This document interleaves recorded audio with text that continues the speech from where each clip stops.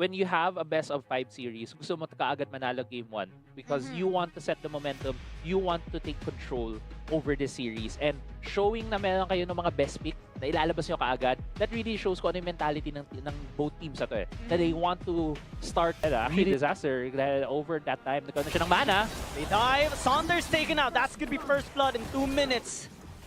Daryl, peace boy pa. Nakadodge pa siya dun sa javelin toss. Yeah, ang iniisip ko nga doon, Giyang, na baka ang ginagawa lang ng SKL was trying to get that tempo, trying to get a better back. Play Thunder taking too much damage from Tactile. Calling gonna be used already as JJ3 is just waiting nearby. Ram Warp used already by King Sonic. Uy. Flash in. Disaster. They turn on to Sonder, but still was able to stay alive. Call of War shot gonna be used as well as the retaliation. Knocks off the Nautilus. That's gonna be their first kill as well. But Helios on the backside just assassinates Daryl. King Sonic getting low in HP as well. Looks like they're just gonna flee. Yeah, at the end of that, that was a 1-for-1 beta. Really good slam by Tante. Taking out King Sonic as well. They won't allow a trade to be even. They want to get the upper hand. They want to get Daisy as well. Sonder trying to help out. Dashes out as well. But as that's happening, Rift Herald already secured by ang Lich Bane. Kaya sobrang hapdi talaga. But right now, Helios might be in a bad spot as he got hit one time by the tower. Now he just uses the perfect execution. Goes back to the minion, but is still in tower's range. So that's going to be a shutdown onto the Akali. In the mid lane, looks like Daryl is also not having a good time. Calling going to be used, but still was dodged there by Daryl. As now JJ3 trying to help out, pushes back Tactical. Will be able to take him down. That's 2 kills for ACBR, just punishing the overextension in the misplace here by SKL. And they might even get 3, 2 of which JJ3 secured. Yeah, medyo makalat ang ginawa doon ng But SKL. the 3 members in the top lane are kind of tanky, and looks like they want to turn onto him, knocking him off twice in a row. He cannot do anything. Flashes out with the shuriken as well, just thrown out just to create some space. But as that's happening, Dante looking for an opening as well with the public execution. Spots out the rise. King Sonic in a bad spot right now. But looks like Dante is much more in a grave situation. That's 2 kills again by ACBR. Yeah, ACBR catching SKL in transition. Nakuha nila si Helios and si Tonte. But still, I think Tactical still wants to fight over that Scuttle Trap. We see him just dodging and trying to return some damage. But later on, when he gets his Archangel Staff and maybe Rabbanah's Death Cap, yun na talaga makikita natin na mag-pop off siya. Oh, Helios might be in a bit of trouble here. Yeah, he's the target. He's the main target all the time. Even though they don't really hit him with their abilities, as long as it's close, it hits them anyways. It's already good. They throw out so much of their utilities. Disaster gonna go low with HP. Finally falls down. Heals as well. Gonna be next. As now Sonder looking to disengage. Daryl free-hitting on the back, on the front side. Daisy is just tanking everything. Even stays alive. Says gonna be surprised sometime here for Canny. Flashes out as well to stay safe. But he's being chased down. Tomte as well getting chased, trying to clutch it. But Daryl will take him out. Daisy picks up the kill. And that's gonna be 4 kills. Might even... na magiging malaki ang lamang ng SKL. In the first couple of minutes, we did see that. But what? Okay. Canny just being helped out, but Daisy just too squishy. But right now they're turning still, committing onto Canny. And JJ3 will just pick him up, 1-for-1 trade. But I think it's going to be much better here for ACBR because Baron is still available and ACBR can pressure SKL to win. Yeah, this could be dangerous here for SKL. They don't have a jungler. Baron is up. Jungler is up here for ACBR. Pero mukhang mag-back off na lang sila. 4v4 Bill. It's right up here. Now Sonder just engaging, still has the Gargoyle's own place if ever he wants to have that shield, but Disaster does not. And that's the only front line, the tankiest member of SKL gone. How can they enter this Baron pit now? They have to find a way. Helios getting committed. On-top shout is going to be used to him already. Dante looking for that assassination angle. Tactical as well, pushing mid lane, applying additional pressure here towards ACBR. The public execution onto the member here of ACBR, and Daryl just gonna be slain. Mid lane still being pushed. ACBR, what are they to do?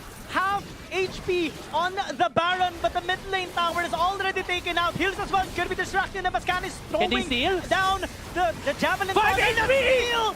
SKL right under the nose here of ACBR. They just get the objective that they have worked so hard for.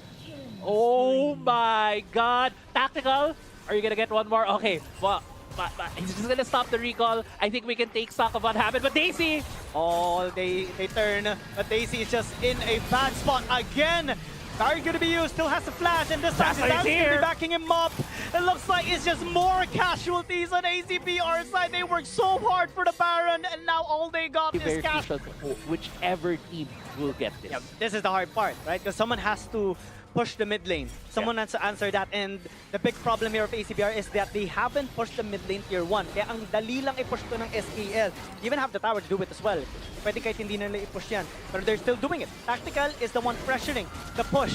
ACBR, they've been in this situation before. Daisy's gonna be the one to actually try and defend the mid lane. Kaso nga lang andun din si Tonte, has the Elder Dragon is being pushed, and now public execution is gonna be used onto Daisy. Might actually fall down as now 4v3 here on ACBR side. But the Elder Dragon still gonna be taken here by Kani, and looks like it's just everything taken by SKL.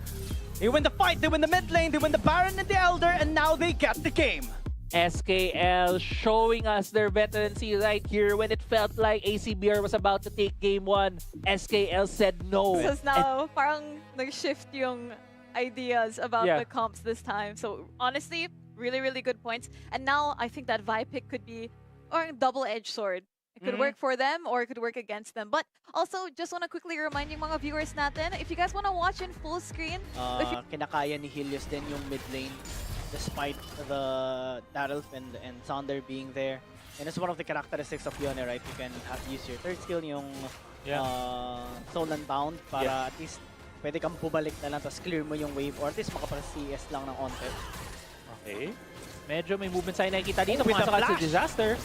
Everything just thrown out here onto Sonder and JJ3, and looks like first blood is going to be secured yet again, similar to game number 1. SKL just starting it off so cleanly right now. Sonder though stays alive. At least it's going to be a 1-for-1 trade. Disaster falls down. Daryl flashing out just to stay safe, and Tactical looks like he overextended. It looks like SKL is just punished heavily. Daryl secures 3 kills in 2 minutes. That is crazy of a start for ACBR. And they wanna dive Helios here. Does have flash and ignite.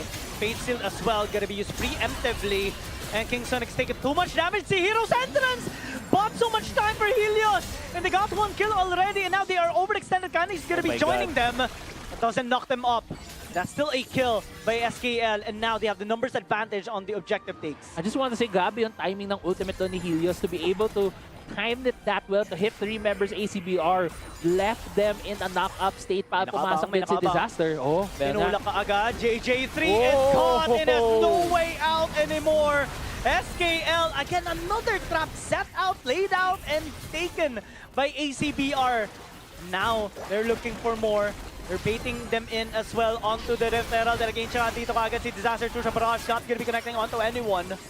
The mistake shots do hurt. Helios going in, extending towards ACBR. Just poking them out and shoving them out as well. And the Rift Herald taken already by SKL. Really good play right there from SKL. Nilalabanan din nila ACBR while trying to get the Herald so that they won't be able to recall immediately. They won't have the health bar so that they can...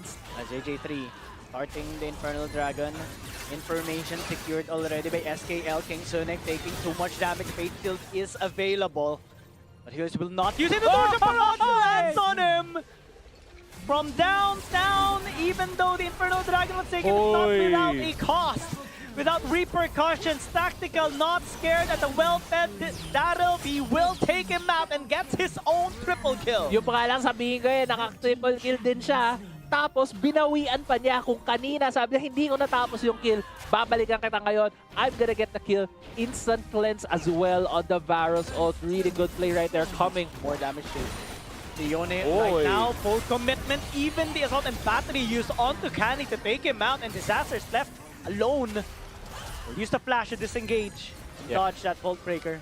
Good catch right there from the side of ACBR. Nakatch na si Kat. Nisindak lang yung ACBR.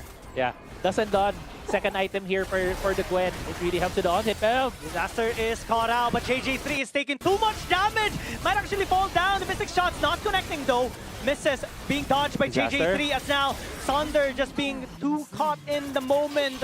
Disaster gonna be traded out. Both supports gonna be taken out here by SKL and ACBR, but the ACBR actually going towards the top side of the river. And SKL just chasing, looking for an opening. Spots out Daryl all alone, and Helios just follows up.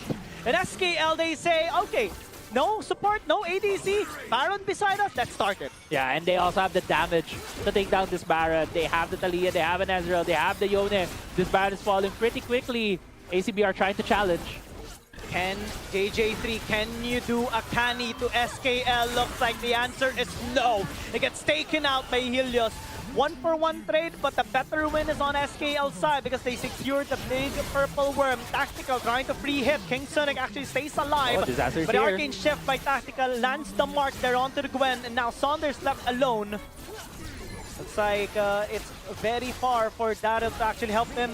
That turned out to be 4 kills by SKL, and even the Baron taken by them. Yeah, 4 kills and the Baron as well as structures on the map. The real to. Gusto nila ng bawi, and makakuha naman si Daryl. Inemotan pa nga. Oo nga, inemotan pa nga ni Cell. Eh, biglang nakita ng kalaban. Yun lang. Ay, may bawi. Yan kasi. Inemotan din. Pinakita ng between. I mean, 20 seconds here. ACBR, yun na lang I feel they need to try and get. Oh, good knockback. Sonder cannot even escape. Oh my God. Knockback in the crucial barrage. It looks like no execute just yet. Sonder stays alive and does have Warmogs.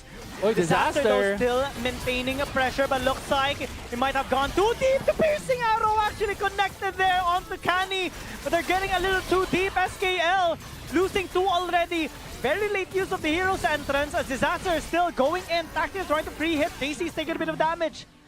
ACBR, they go back into the base through the barrage. It looks like that's a tilting moment. Tactical just clutches it up.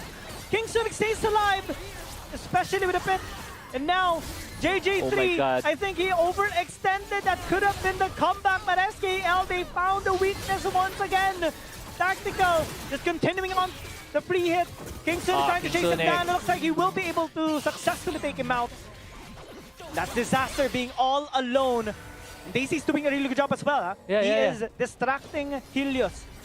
He Taking did. him away, pushing him back away Oh, from no, the the base Elder well. Drag. Daryl joining, not minding Sonder. His big responsibility to just distract him, but Tante actually going all in, and Daryl is gone again. Looks like the Baron's gonna be taken, but it's Lucian by Tactical of all things. It looks like it's just game over. SKL getting the ace with the Elder Dragon breathing onto the faces here of ACBR. It looks like they just have one thing to do. Run it down mid and prepare for game number 3 because now SKL is match point in the series. Another barn burner of a game here for these two teams. SKL ending the game with another steal on the Baron as well as a secure on the Elder. Shinzao, Aatrox maybe can sit comfortably building damage instead. More damage, yeah. Yep. More damage focus for this Swain probably. And on the other side, it looks like the Camille is gonna be in mid against the Swain. Yeah. And it's an Aatrox volley. Yeah, actually, I right now. They turn onto Danny. Canny, but looks like they're getting a little too deep because Daryl is low in HP. Good hold by Sonder, flash in by Canny, secures the first blood, and looks like he still is trying to escape, but will be at least traded out by JJ3. Yeah, really good exchange right there. First blood going to the side here of Canny on this Lilia. Ma-accelerate pa yung Out to build. Kai'Sa, despite Kai'Sa being very scary into the late game. Nakakatakot na yung mga Septas sa pwede gawin dito ng SKL. Just like that, explosive cast is just brilliant. And the follow-up as well by Helios, locking down JJ3. But here comes King Sonic, already with a demonic embrace as he just tries to get into the faces here of SKL. And looks like Tactical as well is gonna be blown up. Grabe yung bawas dito na Swain. Another never move to pull back. Disaster secures the second kill, and Helios cannot do anything but back away. Yeah, and in the end, it's a 3-4-1 in favor here of ACBR. Nagpakita doon yung pakulangan pa sa items, pakulangan pa sa damage nitong Kai'Sa in that fight, even though it felt like SKL had that fight at the early part. ACBR nung pumasok si King Sonic was able to turn it around. Look at that, pero magandang engage ginawa dito ni JJ3 as now Canny actually trying to help him out. Body slam gonna reach as well as Canny got blown up, nearly gets taken down there by Daisy, but he couldn't get any sustain so far. Misses all the Darkened Blades, but they still were able to pick up Canny. Tactical as well gonna be taken down as Tante being chased by the members of ACBR. Missile not gonna connect. That could have been a kill for onto Tante. ACBR still getting 2 kills. wanting now to push mid lane. Yeah, 2-0 or 4 wards right now there for the side of SKL. May kitang-kita din nila yung pasok kayo na ACBR. Ang lang, grabe, no? Talagang from all angles, Yeah. inabangan lang ng ACBR just to take down Conte and a tower as well. A little bit of a response here by SKL, but they spot no one, no kill. Kasi King Sonic umatras ka agad din. Yeah. Na-realize ka agad ni King Sunic na he's in danger for a cross-map play. If SKL wasn't in top side to help, they're most probably gonna be in the bot side to try to take down that turret as well. And lang na sugod dito si Sonder. He's trying to stay alive, but it's really hard to do so. Disaster nearly gets blown up. Oh, flash out na lang. Kaya nag-push na lang muna si Conte. Nakuha siya ng tower na. Bot lane, they see 2 versus 1. It's very hard to win against both of them.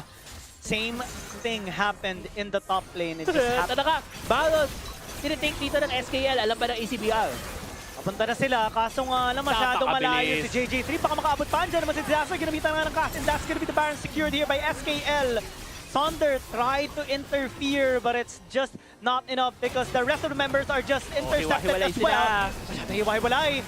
AC as well, left out yung pampatulog dito ni Kani. Sleep well bigla yung ACBR.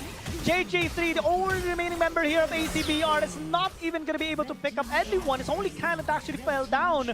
But Baron, 5 kills, massive win for SKL. 5 for 1 at the end right there in favor of SKL. I'm sure that SKL wins that fight. Third item, Terminus para kay Tactical din, kaya sobrang mas mahapdi na itong Kaisa na ito. And looks like they're just not scared at all against anyone.